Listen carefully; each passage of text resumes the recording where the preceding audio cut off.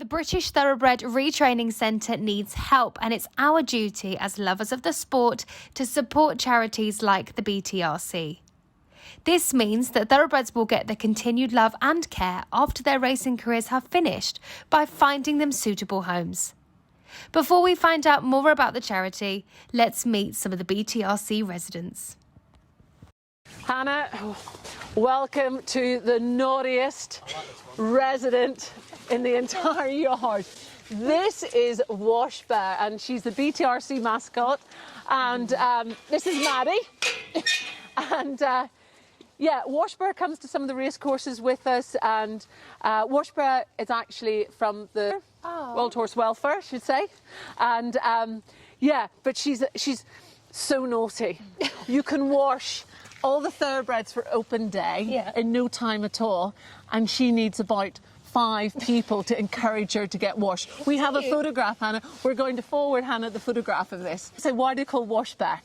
The wee story behind it, because she gets this little raccoon mask. Right. And in German, raccoon is Washbear. And we had a German girl work with us who said, we have to get the Shetland that looks like a Washbear. And we just thought, what on earth? What's a Washbear? So that's where she got her name from, because everybody always asks. So welcome to Washbear. Do not get a Shetland is the moral of that story. Where does she live? In the stable with the big horses. She lives like she's a thoroughbred. She's like and she goes, so sometimes, remember we talk about rehab and then going out and play. So sometimes we put her out in the outdoor arena with one of the horses, and they fly around, and she goes faster than the race horses. This is like racing stripes. How many barns do you have? So there's 1, 2, 3. We've got 4 barns. These are the big ones at the minute.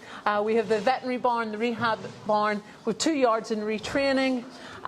We've got our isolation barn and a third overspill barn. So a lot of stables. Yeah. How many horses do you have in total? We can run with just over 40 horses. Okay. Don't have quite so many at the moment. But yeah, we always leave some stables vacant so that if an emergency horse has to come in, there's a bed for it. Space. Yeah, exactly. Must introduce you, Hannah, to this little superstar. This is Bomber. Hello, Bomber. And Bomber retired, came in from racing, and he's actually been used while he's in retraining to visit some local nursing homes and meet the residents, and he's an absolute superstar. We've got him, and there's another horse called My or Malcolm, and they go, Lauren arranges with the nursing homes for them to go, and we box them all up, and we take Washbear, sometimes the little Shetland, and she goes, and the residents just love it. They all come out, some of them are in wheelchairs, some of them don't have a lot of mobility, and there was this lovely lady, she was over 100, she was 101, and she used to ride, and she just got so emotional, just because she'd been in the home for a while, and just to touch the horse, and they're honestly so well behaved, they're absolutely wonderful, and actually that's quite a big part of a growing industry, using horses for therapy, equine assistant services, and of course they'd be good for anybody's well-being, because they just make you feel good, touching them. They're absolutely wonderful. But he's a little superstar, and he's so kind. He's got such a nice person, and he approaches the people really carefully and isn't sort of in their space. And he gets lots of kisses, and then he gets double lots of kisses because we're so proud of him. He comes home and we kiss him even more.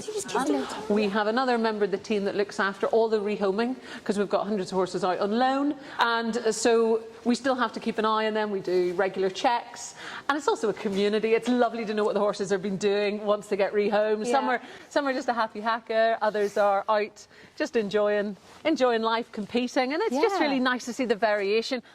So this is Visor. Visor came through one of our really supportive trainers, and he retired, and he just wasn't performing, very well, and he retired, and actually is going to make a really nice equestrian horse.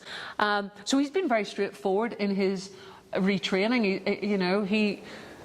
He was really well handled. He had a bit of a strike injury, so he was when he was out galloping on the gallops, another horse struck into him a bit, but that healed well. It just takes time, and not get terribly excited about it. And yeah, he's pretty ready to go now. Again, we're not here to produce horses to make them all fantastic show jumpers. What we do is we try and ensure that they all have 3 good paces: walk, trot and canter. And for those that can go over a pole, we put them over a pole. But really, that's the job of the loaners. If somebody wanted to loan a horse and we know, we've checked their sort of their history and we know them and they've had a success at producing horses or just, you know, good at what they do and they're experienced, then absolutely this sort of horse at this stage can go out and they can continue. And it's the education programme more than anything else, you know. Yeah. Again, as you're talking about horses coming in, horses going out, again, it's an application form online, and people tell us a little bit about what they're looking for. And what we've talked about so much is environment. So we have to be very careful. There's some horses that actually, the busier the yard, the better, because they're just into everything. But other horses would actually benefit from maybe a quieter yard with less horses. So we have to suit the horse and the rider's skill and the environment and mix it all in one. And what we do is we invite if we think there's a horse suitable, we'll invite the loaner, the future loaner, to come and meet us. And we have two horses that we keep for riding assessment. So they're really good schoolmaster type horses, so people can feel comfortable. And then once they're comfortable and they realise it's all good, then we maybe introduce them to see if they're a good match or not. And especially if we ask the people to come up and ride them as much as possible, as many times as they want, really, to get that. Make sure the more they learn about the horse here, and then the better. Got a good match. Absolutely. Because then it's so important, isn't it? Because you were saying before, you don't want that boomerang effect of someone having the horse and then it could potentially come back. So you want to have a good match. Do you know what? There's always a risk. You can do so much work to find the perfect couple, horse and rider, and then it just doesn't work. And that's fine. It can just be the wrong place for the horse, or simple things like there should be winter turnout, and then it's just been a really bad winter, and suddenly the yard has to say there's no winter turnout, but that horse needed a bit of turnout, and it's just not.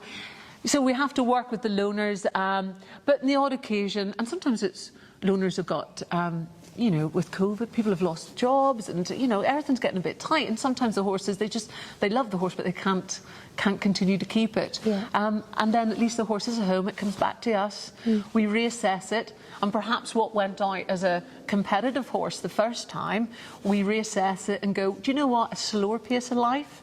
You could go and be a pleasure riding sort of happy hacker. So it's always nice just to reassess and see where you can place the horse again. Do you look at location as well? Because I suppose it will depend on what yard they're at. Like, so my one's from Epsom, so she hacked to the gallows. She's great in traffic. Yeah. But I suppose if she's not seen traffic as much, she'd be frightened. Yeah, that a lot of their history, what they've been used to, is really important. Yeah, you've got to pull it all in mind. Regarding where we rehome, we'll rehome anywhere in the UK. So we've got horses the furthest part of Scotland and right down in Cornwall, because at the end of the day, it's where there's a suitable home. So please tell me where you get your funding from. Well, at the moment, we're really quite struggling for funding. We had received quite a lot of funding from the racing industry, but they're going through a strategic review. So at the minute, we aren't receiving any funding. So we rely very much on volunteers, donations, our wonderful trainers and owners, both of the horses coming in and our loaners of the horses going out. It isn't a cheap operation by any scope of the imagination, but it is an important operation. You're taking the most vulnerable horses in the UK and you're giving them a sanctuary. Well, no, when I say sanctuary, we're not a sanctuary because the horses have to be retrained or rehabilitated to have a purpose in life, whether that's to be ridden or a companion horse or whatever. But if we were to be a sanctuary, then all the horses, I mean, we've got some horses that are 2 years old here and they could live to their 30, then that would block up the whole system. And our main priority here is to allow as many horses to get an opportunity to be retrained, to be rehomed as possible. Yeah, we do really need to look at ways of making sure that we continue our work. We have been doing this for over 30 years. It was the first centre in Europe. So it's really important to keep this work up. If you love the sport and you're in it, everyone should be contributing to the care after they finish racing, because it's so important that they're in five-star homes in racing, but then they come out into five-star homes. And actually most people get that, especially the ones in racing. The race trainers, the owners are really, really conscious about what they're doing with their horses, and I think it's a whole culture change. We do have a corporate responsibility now. Racing has a corporate responsibility to make sure that the horses are cared for, and racing doesn't stop when they retire, we have to ensure that they get that first step out of racing. They are given the opportunity. There's so many great commercial retrainers out there, and then there are places like this that, should the horse not be successful going through, or something happens later in life, there is a centre they can come to if they need a little extra hand, you know. So it is very important, and I think that welfare has just become such a big thing in everyone's mind within racing, that we just really need to prioritise what's important, and certainly the welfare of the horses on track as well as off track is becoming a priority. Where can people donate? So we've got a website, and yeah, you can find us www.btrc.co.uk, Facebook, and we're on Instagram and all the usual socials, but also just make contact with us, and maybe you have an idea or something that you'd like to do and work with us. Lauren is our communication and engagement manager. She loves ideas. Give her a call, and yeah, we're really looking to do some new things with new partners, and yeah, and sponsors if there's anyone out there. But yeah, it's certainly. It's amazing work, it's important work, and I think for the industry to continue to be the success it is, it needs to really focus in on this area and make sure that we do it properly for the sake of the horses and for the longevity and the sustainability of the sport. It's been really interesting, and I just want to say, from all of us at Star Sports, we'd like to donate £1,000 to you guys. Oh my gosh! Oh, that is... Oh, that is really going to make me emotional now. Well, thank you very much. You're so It'll be welcome. greatly appreciated. Oh,